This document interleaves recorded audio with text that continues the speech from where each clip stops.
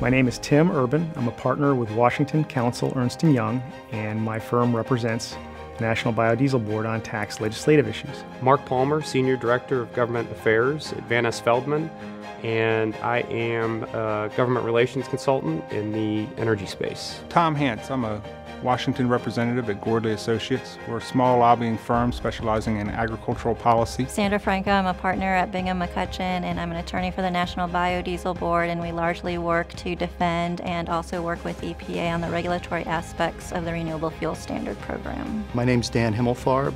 I'm a partner in Mayor Brown's Washington, D.C. office, and I'm a member of the Supreme Court in appellate practice there. My name is Ben Evans. I'm the Director of Federal Communications at NBB. My name is Larry Schaefer. I'm a Senior Advisor to the National Biodiesel Board. Ann Steckel, Vice President of Federal Affairs, National Biodiesel Board.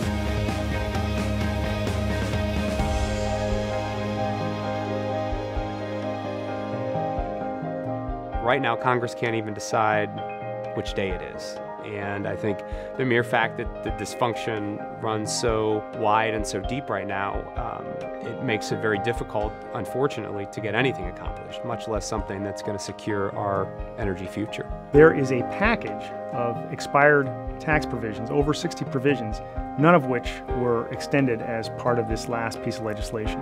So the entire system is at somewhat of a standstill at the moment, and NBB is in a position with all those other different industries that they will have to work with the members of Congress and the Senate to eventually have these provisions extended. We have a good story to tell. We need to keep working at it. It's game on. You have to keep playing. They don't just hand you the trophy.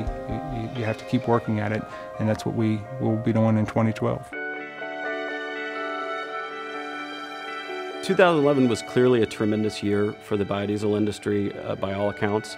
And I think what you saw is the industry reaping the benefits from some of the previous policy successes we've had in Washington. When we heard that the numbers for the Renewable Fuel Standard were about to come out, we had heard that they may not be suitable to what the industry had been seeking. And I think that prompted a lot of concern among the membership of the National Biodiesel Board. We really kicked it into high gear in terms of outreach to the administration and to Congress to make sure that everyone in Washington, all the policymakers involved, know exactly what that final rule means to our industry. You know, a lot of times to really shake things loose, that's what it's going to take. It's going to take a member of Congress or a powerful member of the United States Senate to call the White House Chief of Staff or to call a cabinet member to get things done. The result of that was very simply that we stopped any negative energy dealing with increasing volume requirements moving forward. At this point, the RFS requires 1 billion gallons of biodiesel to be produced in 2012. That's a great number.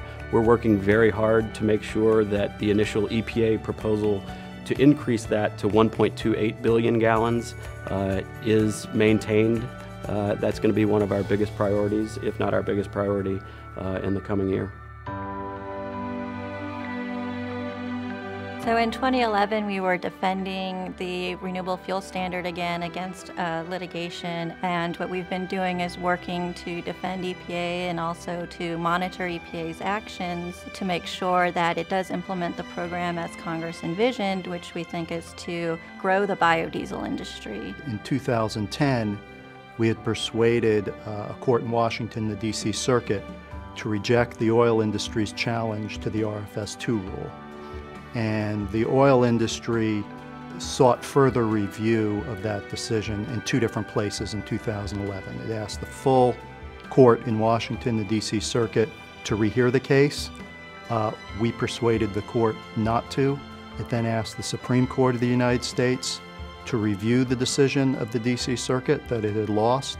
We persuaded the Supreme Court not to, so that's it as far as that challenge is concerned.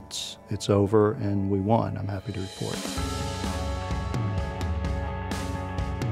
Our office is able to help a number of biodiesel producers because we're the largest advocate for them on Capitol Hill. There are 535 members of Congress, including the House and the Senate, and they're faced with a myriad number of issues each and every day.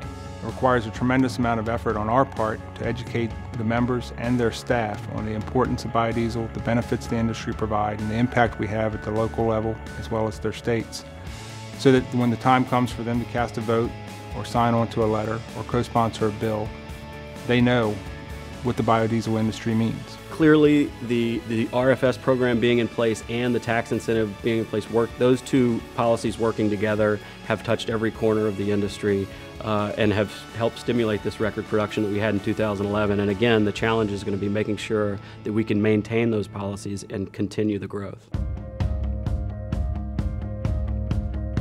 You are a critical part of our government affairs advocacy program because your voice is the one that really matters to the members of Congress and senators. When we go meet with their staffer on the Hill, the only way that we make any success whatsoever is if they have a direct relationship with a biodiesel company back in their state. Set aside some time, and it can be a little time, to engage directly with staff and members of Congress, whether it's coming out to Washington or talking to staff and members in their districts or their states. Get them out to visit your facility, make sure they're aware of the economic benefits, the jobs that you're providing to the community and to your state. The people they're trying to satisfy are you. We have a great grassroots program. We encourage you guys to get involved in that.